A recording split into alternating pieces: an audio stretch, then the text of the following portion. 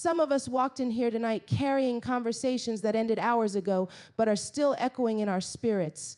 You smiled at people who wounded you, nodded at voices that drained you, and held yourself together while your peace slipped quietly through your fingers. And somewhere between being strong and being kind, you forgot that your soul deserves silence from chaos. I came to remind you that emotional peace is not a personality trait, it is a decision, and decisions can change tonight. You think the battle is with difficult people, sharp words, disrespect, or betrayal, but the real battle is the permission you keep giving their behavior to live inside your heart rent-free.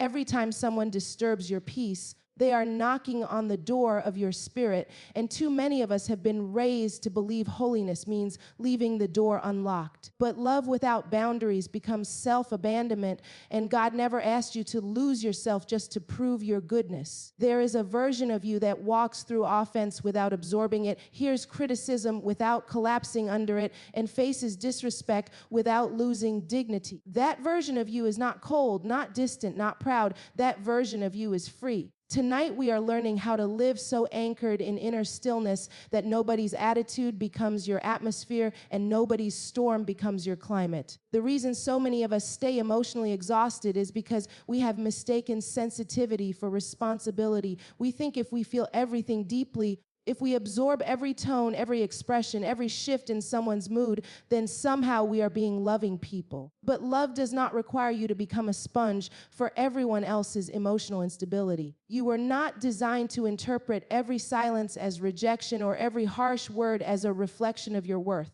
Yet somewhere along the journey of wanting to be accepted, you trained yourself to read between lines that were never written for you. You walk into a room and somebody doesn't greet you the way they did last week, and suddenly your mind starts building stories. Maybe they are upset with me. Maybe I did something wrong. Maybe they don't respect me. And before the day is over, your peace has been traded for assumptions, not facts, assumptions. And assumptions are one of the fastest thieves of emotional stability because they create emotional reactions without emotional truth. When you take everything personally, you make yourself the center of situations that were never about you. Sometimes people are short with you because they are tired. Sometimes they are distant because they are overwhelmed. Sometimes they are rude because they are broken. And none of those things require you to surrender your emotional balance. But when you interpret every behavior as a personal attack, you hand strangers the authority to decide whether your day will be peaceful or painful. Some of you are tired tonight not because life is too heavy, but because you keep volunteering to carry emotional weight that does not belong to you. You pick up attitudes that were never assigned to your spirit. You analyze conversations long after they ended. You replay moments in your mind searching for hidden meaning. And while your body sits in the present, your emotions stay trapped in yesterday's interactions. Peace begins the moment you realize that other people's behavior is information, not definition. It tells you where they are, not who you are. Someone's anger reveals their struggle with control, not your failure to be lovable. Someone's disrespect reveals their lack of maturity, not your lack of value. Someone's criticism reveals their perception, not your identity. But if you have spent years tying your worth to approval, then every negative encounter feels like a verdict. Every disagreement feels like rejection.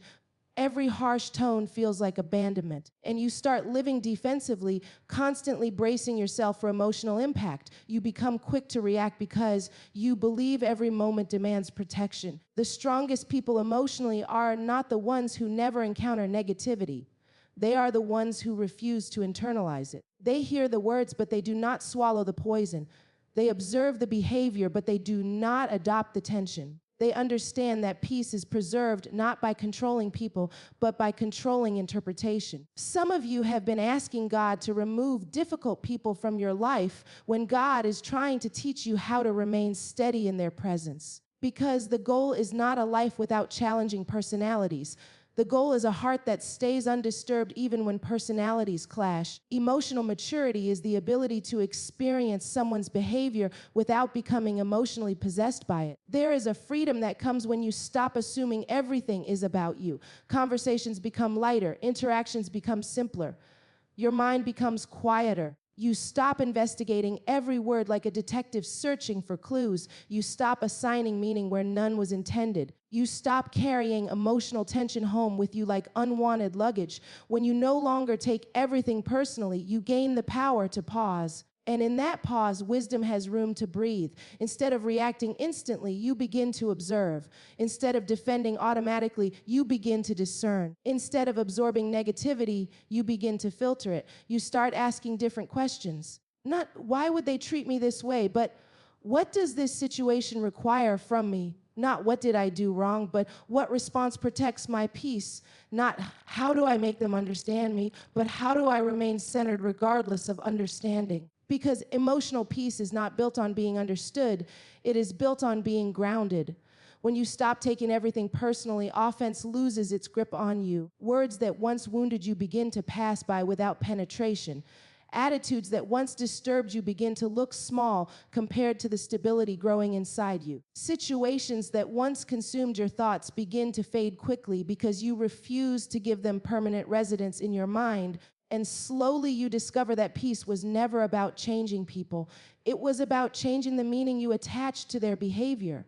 Somewhere along the way, many of us learned to believe that saying yes makes us loving and saying no makes us selfish. We were praised for being accommodating, admired for being patient, and valued for being available. So we stretched ourselves across expectations until we forgot where we ended and everyone else began.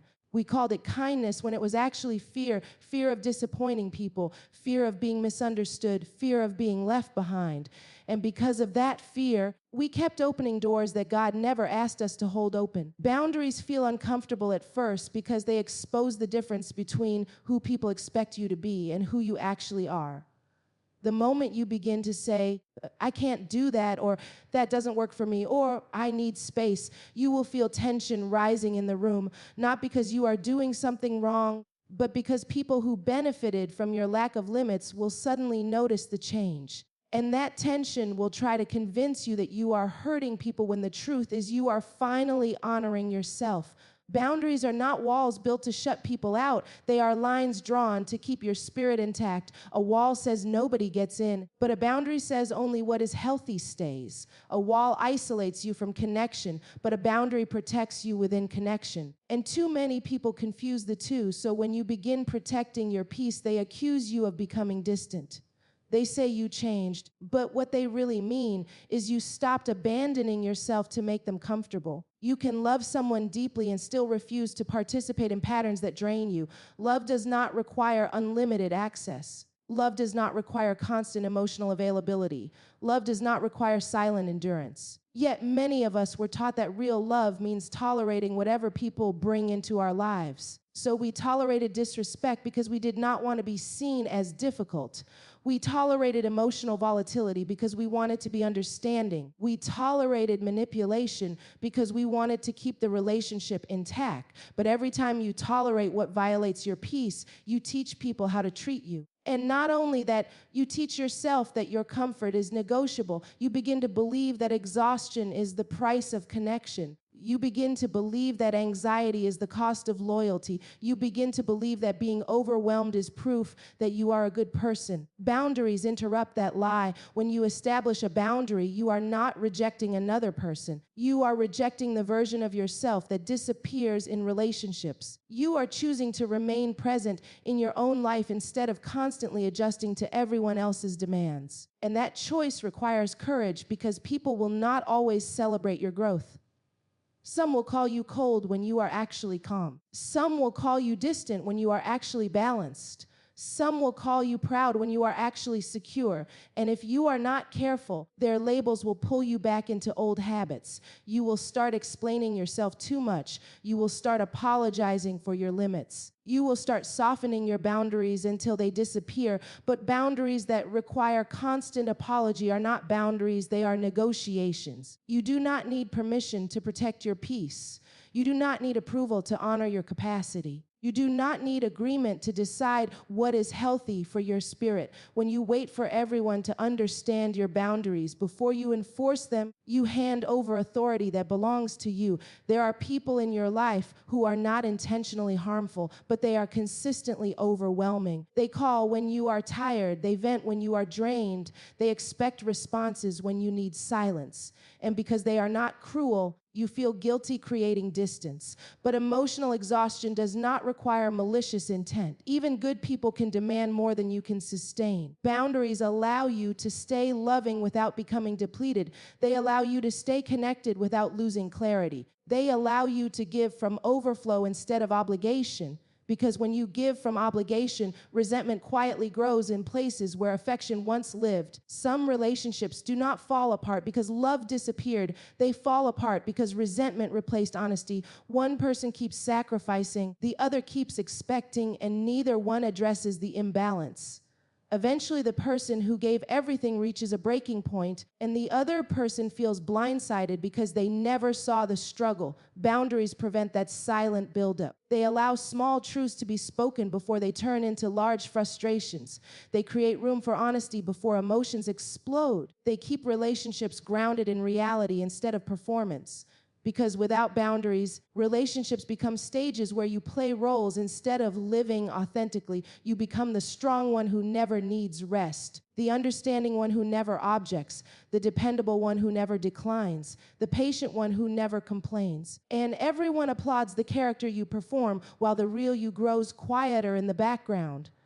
Boundaries give the real you a voice again. They say, I care about you, but I also care about me. They say, I value this relationship, but I value my well-being too. They say, I want connection, but not at the cost of my stability. And stability matters more than approval, because approval can be withdrawn at any moment, but stability becomes the foundation you stand on. When your emotional balance depends on people being pleased with you, you live in constant adjustment. You monitor reactions, you anticipate disappointment, you manage impressions, and slowly your identity becomes shaped by expectation instead of truth. Boundaries break that cycle. They allow you to exist without constant performance. They allow you to interact without constant anxiety. They allow you to show up as yourself instead of who you think people want you to be. And sometimes the hardest boundaries are not spoken out loud. Sometimes the most important boundaries are internal. The boundary that says you will not replay hurtful conversations all night. The boundary that says you will not carry someone else's mood into your tomorrow. The boundary that says you will not chase understanding from people committed to misunderstanding you. Internal boundaries protect your emotional landscape even when external situations remain complicated. Because not every boundary requires confrontation. Sometimes a boundary is simply deciding what you will no longer absorb. Someone can raise their voice without raising your blood pressure. Someone can criticize you without controlling your self-image. Someone can misunderstand you without forcing you to defend yourself endlessly. You begin to realize that you can listen without surrendering. You can care without collapsing. You can stay present without staying available to everything. And once you taste the calm that boundaries create, you begin to see how much chaos you once normalized. You recognize how often you said yes when your spirit whispered no. You recognize how often you stayed longer than peace allowed. You recognize how often you gave more than love required. You also realize that the people who truly value you will adjust to your boundaries even if it takes time. Healthy relationships stretch, but they do not shatter under honesty.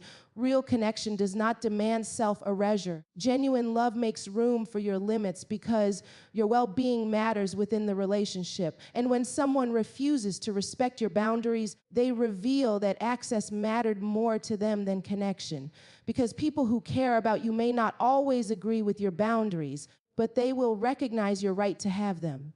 Boundaries clarify who can walk with you without wounding you. They reveal which relationships are rooted in mutual respect and which ones were sustained by silent sacrifice. They show you where love flows freely and where it was forced through effort alone. And clarity brings a kind of peace that people-pleasing never could, because the moment you stop measuring your goodness by how much discomfort you tolerate, you begin to understand that self-respect and compassion can live in the same heart. You can be gentle without being fragile. You can be kind without being consumed. You can be available without being accessible at all times. You can be understanding without becoming responsible for emotions that were never yours to manage. And the more secure you become in your boundaries, the less angry you feel toward people.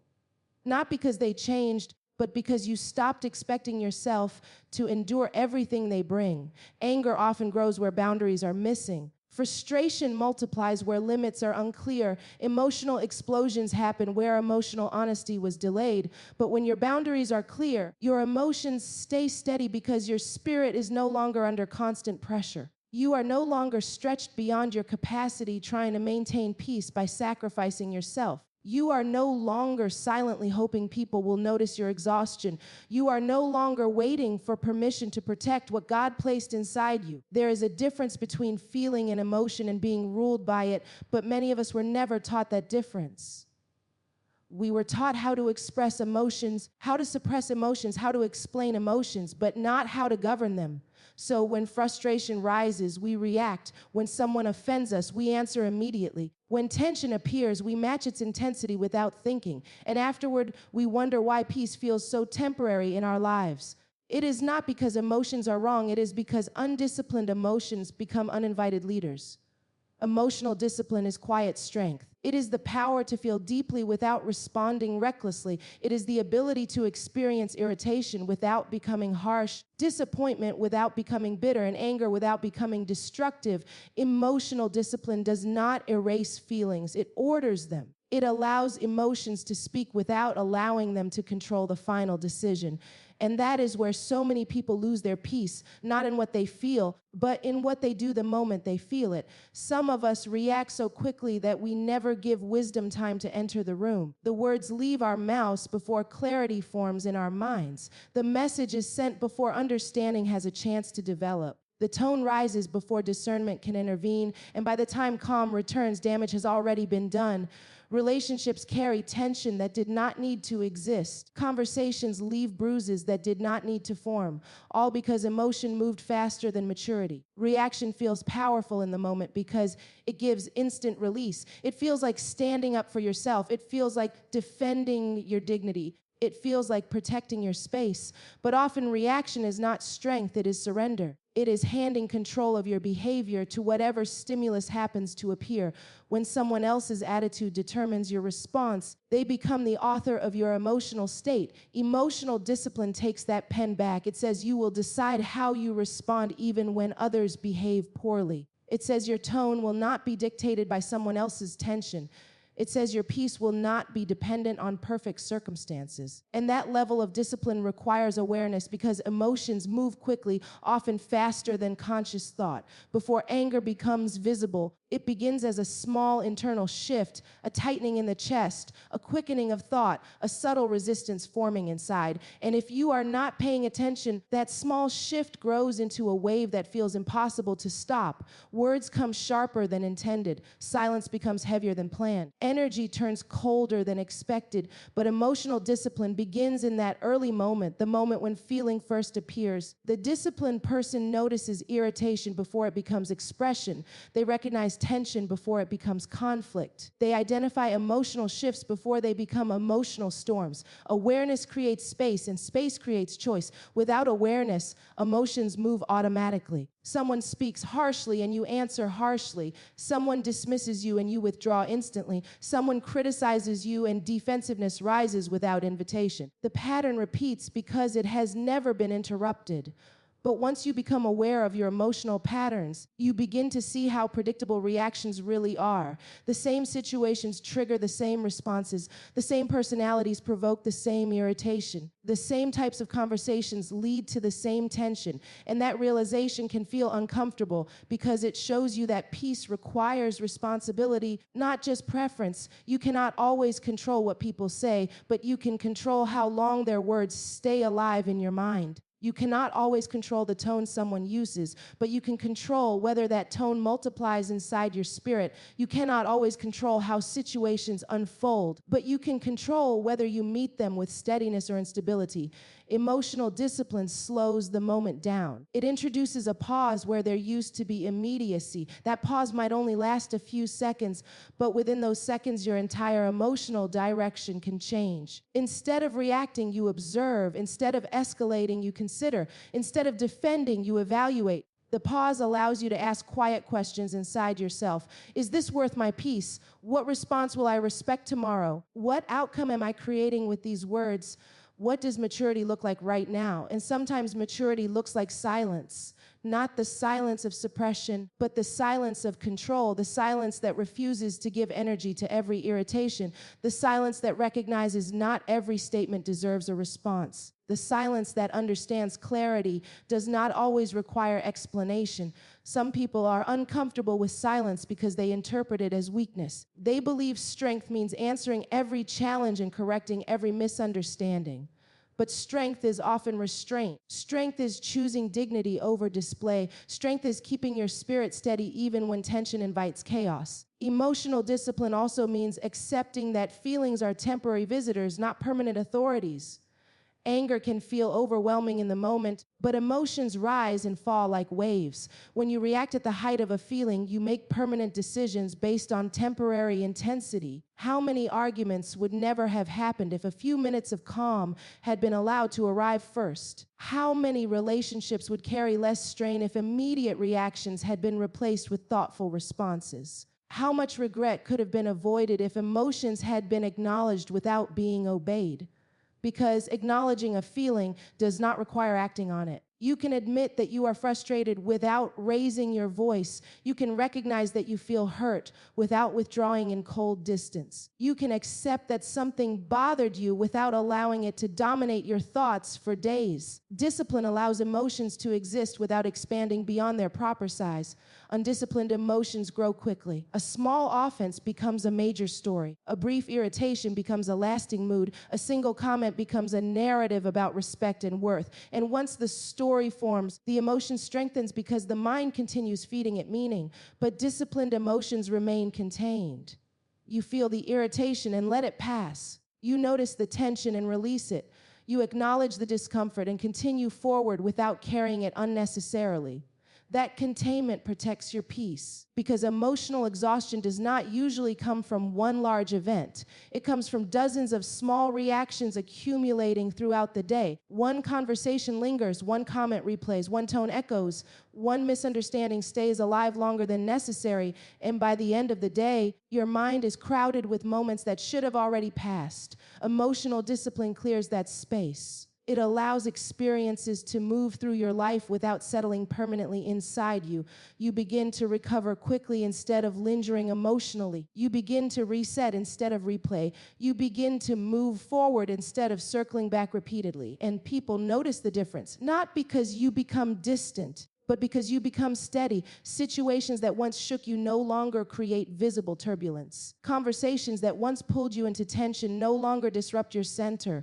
You respond calmly where you once reacted quickly. Some people will misinterpret that steadiness. They will assume you do not care because you are not dramatic. They will assume you are unaffected because you are not reactive. They will assume you are detached because you are composed. But composure is not indifference. Composure is mastery. It is the quiet confidence that comes from knowing your emotions serve you instead of ruling you. It is the stability that allows you to walk through difficult interactions without losing balance. It is the inner order that keeps your spirit from becoming a reflection of every environment you enter. Because without emotional discipline, your environment decides who you become in each moment. A peaceful setting makes you calm.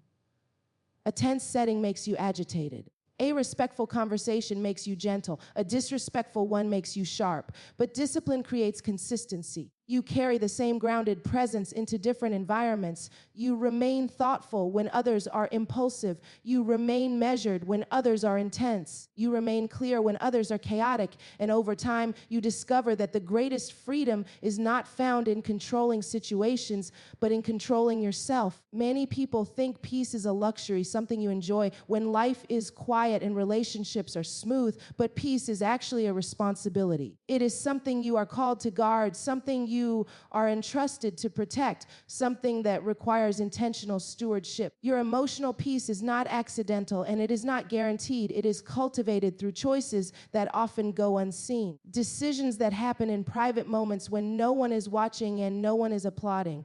And if you do not protect it, life will slowly pull it away from you piece by piece. Some of you have been praying for peace while continuing to entertain what destroys it. You ask for calm, but keep engaging in arguments that drain you. You ask for rest, but keep allowing access to people who disturb your spirit. You ask for clarity, but keep surrounding yourself with confusion. And peace cannot live where it is constantly violated. Peace requires cooperation. It requires alignment between what you desire and what you allow. Protecting your peace means becoming selective about what enters your mind. Not every opinion deserves your attention. Not every criticism deserves your analysis. Not every conversation deserves your emotional investment. Yet many of us feel obligated to engage with everything that comes our way. We read messages immediately even when we are not ready. We answer questions we do not have the energy for. We participate in discussions that leave us tense instead of strengthened. And slowly our minds become crowded with noise.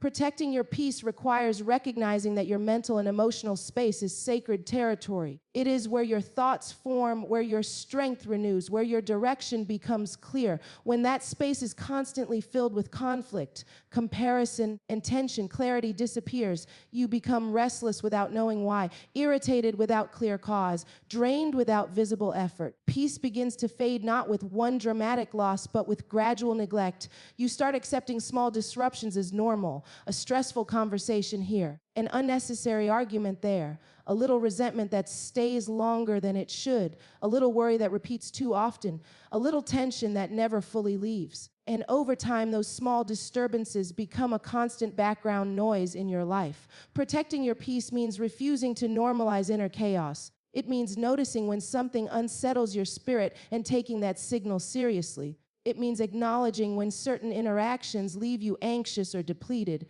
It means recognizing when environments create tension instead of stability. Your emotional responses often reveal truths that logic tries to dismiss. Sometimes your spirit senses danger before your mind understands it. You feel uneasy around certain patterns. You feel drained after certain conversations. You feel heavy in certain environments. And instead of honoring those signals, you talk yourself out of them. You say you are being too sensitive. You say you are overthinking. You say you should be stronger. But protecting your peace means respecting what your spirit recognizes.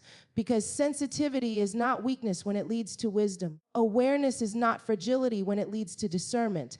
And discernment is one of the greatest protectors of emotional peace. It allows you to recognize what strengthens you and what unsettles you. It helps you distinguish between what deserves your presence and what requires your distance. Some of the greatest disturbances in your life did not arrive as obvious threats.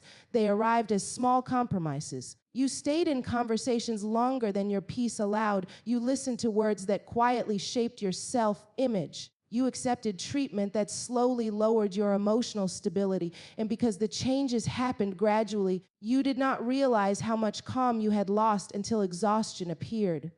Protecting your peace requires courage because it often involves disappointing people. There will be moments when you decline invitations that once felt automatic, moments when you step back from conversations that once consumed you, moments when you reduce availability to preserve stability, and some people will not understand that decision.